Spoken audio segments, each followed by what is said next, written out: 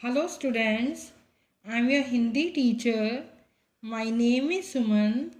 Hope you all are fine at your home. Stay healthy, be careful. Today we are going to start our new topic. देखो बच्चों, हमने अपनी हिंदी की new book start की है जिसका नाम है वाटिका। क्या नाम? वाटिका। इसकी हमने फर्स्ट पोएम की थी सुबह हो गई। आज हम स्टार्ट करने जा रहे हैं न्यू लेसन जिसका नाम है शारा की अनोखी यात्रा। क्या नाम है? शारा की अनोखी यात्रा।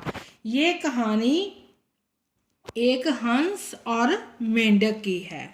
हंस जिसको इंग्लिश में स्वैन बोलते हैं, मेंढक जिसको फ्रॉग बोलते हैं। ठीक है, इसमें जो मेंढक है वो उसका नाम है शारा। वो अपनी माँ से बात कर रहा है। शारा एक फीमेल फ्रॉग का नाम है। देखो, माँ देखो हंस उड़ने वाला है, क्या मैं उड़ सकती हूँ? ये कौन बोल रहा है? शारा।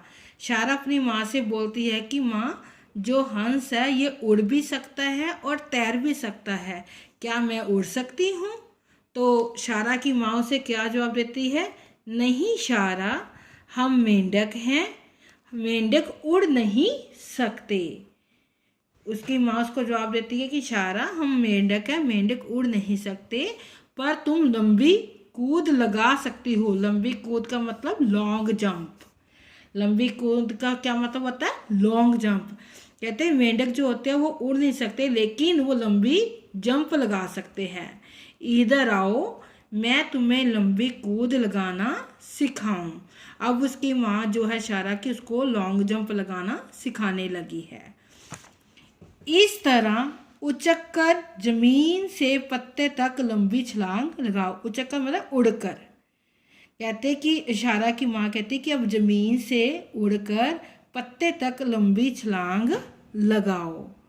उचक का मतलब उड़कर। अब पैरों को पत्ते पर जमा लो, फिर एक लंबी छलांग लगाकर वापस जमीन पर आ जाओ। क्या है, जो शारा की माँ है पहले से जमीन से पत्ते तक, फिर पत्ते से जमीन तक छलांग लगाना जो है, जंप करना सिखा रही है।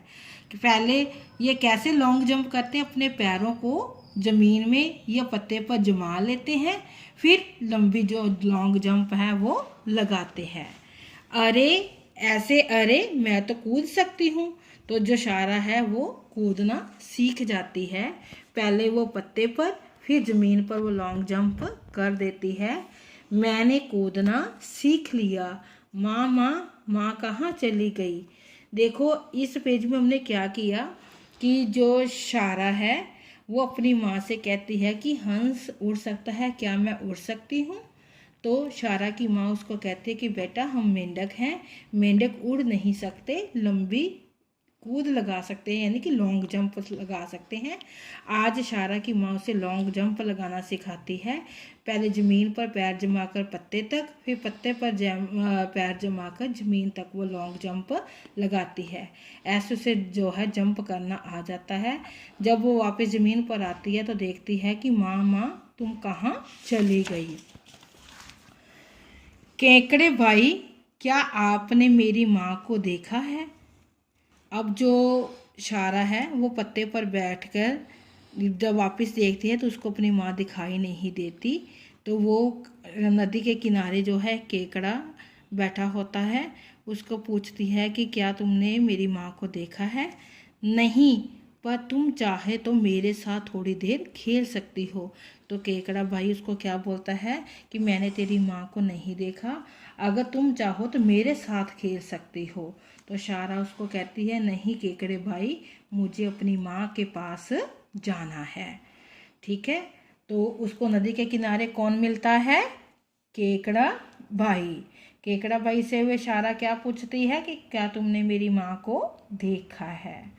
तो उसके बाद जब वो थोड़ी सी आगे जाती है तो उसको कौन मिलता है? मगरमच्छ।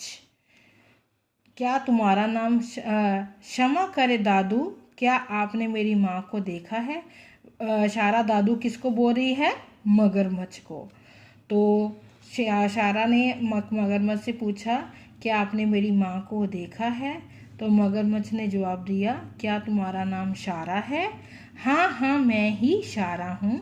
तो शारा ने खुश होकर जवाब दिया कि मैं ही शारा हूँ, तुम्हारी माँ तुम्हें सब जगह ढूंढ रही है। शारा सुनो, आगे नदी के किनारे कुछ दूरी पर तुम्हें तुम्हारी माँ जो है वो मिल जाएगी। तो उसकी माँ का पता किसने बताया? मगरमच्छ ने। मगरमच्छ को दादू क्या क्या कह के शारा बुलाती थी? दादू। ठीक है। तो उसने मगरमच्छ ने शारा को उसकी माँ का पता कैसे बताया? उसने कहा कि आगे नदी के किनारे कुछ दूरी पर तुम्हारी माँ जो है तुझे मिल जाएगी। तो तुम चाहो तो मेरी पीठ पर बैठकर वहाँ तक जा सकते हो। अब जो फिश है, मछली, नदी में फिश निकलकर उसको मेंढक को, वो शारा को बोलती है कि चलो मैं तुम्हें तुम्हारी माँ तक ले चलती हूँ। कौन कहती है? फिश, यानी कि मछली। तो धन्यवाद दीदी, जो है शारा ने मछली को दीदी कह के उसका धन्यवाद किया और वो उसकी पीठ पर बैठ गई। शारा कहाँ चली गई थी? उसकी माँ जो है वो शारा को पूछती है कि शारा तुम कहाँ चली गई थी? माँ, मैं एक मज़ेदार और अनोखे सफ़र पर गई थी।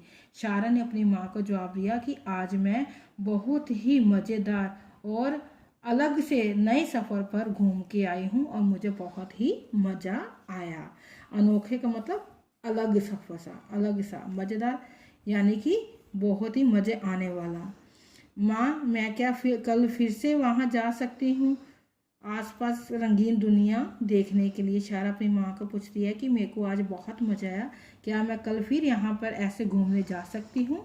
हाँ, हम सब चलेंगे तुम्हारे साथ। उसकी माँ जवाब देती है, हाँ, हम कल सभी जने तुम्हारे साथ घूमने जाएंगे।